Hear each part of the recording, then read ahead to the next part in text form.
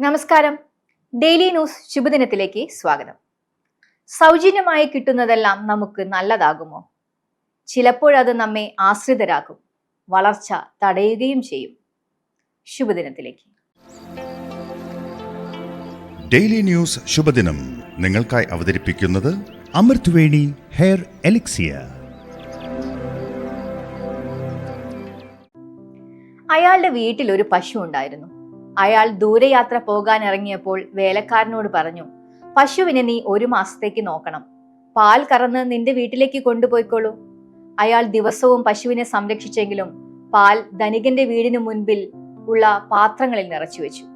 മക്കൾക്ക് കുടിക്കാമല്ലോ എന്ന് ഭാര്യ പറഞ്ഞെങ്കിലും ഭൃത്യൻ ചെവിക്കൊണ്ടില്ല. മുറ്റത്ത് വെച്ച പാൽ തെരുവു നായ്ക്കൾ വന്ന് കുടിക്കാൻ തുടങ്ങി.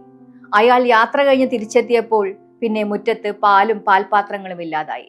പക്ഷേ തെരുവു നായ്ക്കൾ പാല് കിട്ടാതെ മുറ്റത്ത് വന്ന് കുരച്ച് ബഹളമുണ്ടാക്കിക്കൊണ്ടേയിരുന്നു. ഇത് കണ്ട് വിഷമിച്ചു നിൽക്കുന്ന ഭാര്യയോട് ഭൃത്യൻ പറഞ്ഞു, ഇതേ കാരണം കൊണ്ടാണ് ഞാൻ 1 മാസത്തേക്ക് മാത്രമായി നമ്മുടെ മക്കൾക്കും പാല് കൊടുക്കാതിരുന്നത്.